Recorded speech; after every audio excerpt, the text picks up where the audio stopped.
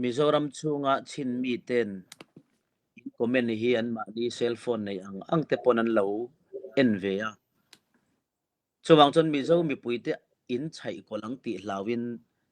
helai refugee om te hian thin thu de pin in comment na hi an lo chiara chuwang chon in o hetiang hi chon comment lo se te po anti ve in ka hiala ni chuwang chon in Mizoram mi te kuta kan una refugee khongai thlak tak te hi an oma nang ni munral muang atanga na tak in ron tong hian an ni hi an hlau thon pha zo ka ni ti hi sia ula tong kam ron in sum ram turin ka ngen chu ni hi a tha zong in a thok tura te ka ngai ve a tin chu mi pialama kan interview ma sakha min kai tho jing khop mai a jing dar nga le chan ve a khan ka thowa hei tu na chuanin daruk le chan ve a ka thau to a tlemin ka har wang dewa ka interview ma sakha helaya Mizoram ma local council election campaign VC village council election campaign in keima din na bial dampa kan constituency a khan khosom pakhata ka zuzina ka ha khop maya chumi zo lungleya trizol camp a khanin kor sang khat le bu fai bek nga kan ba pe ya chu kan non ho le kha hei chin lung be dia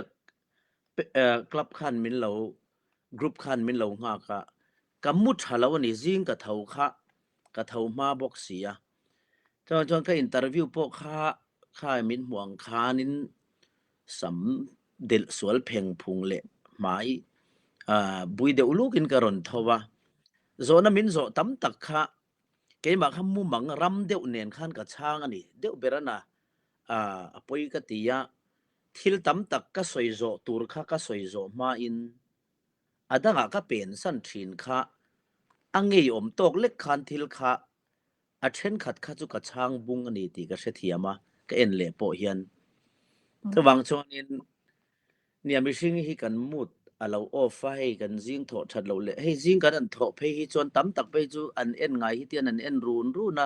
ngai to na te po hin mang le thei lo nang poi ni ve tho mai theya en ngai en run thing pui in chunga mel ngai mel run om hi khatiang de period a khan ko ma wangin ke pok ka ha ma wangin kalaya khanin soi tluan lo ke ma ina karil ruwa chuan omsi amaro chu ka thin lunga topic dang ron omsi nen khan ka soi pol na salu tukha afam kim lo na khanin mitam takril ruwa khan anazongin athok thei ti kha ka se chuak ta apoi ka tilut tuka karil ru taka phei chuanin o kan bing hi min soi min social media hin min troll ngun na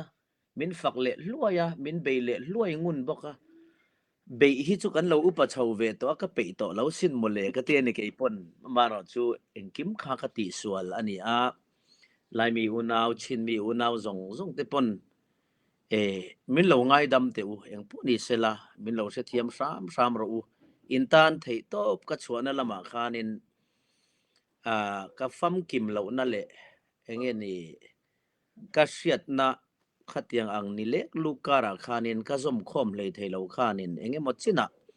ka thu soi kha ala koi du tan chuanin la koi the dewin ka lo soi ti po kein se thiama chuwang chuanin apoi ka ti a min effect iti khania min effect ruve thova min effect na Mizoram chung anga chuan hei Mizoram mi puin khalai te kha chu i soi turom taka lom ti in mi te po an han nem ve liama amaro chu kan lai mi chin mi u nau berten an teril ru ka han tina zo ka kha Mizoram mi puiril ru ka tinat ain som ka ti zo chuwang chuanin ka thin lung takin helai hi chon ngai dam karon dil non ani eti kha kan ron soi pha chu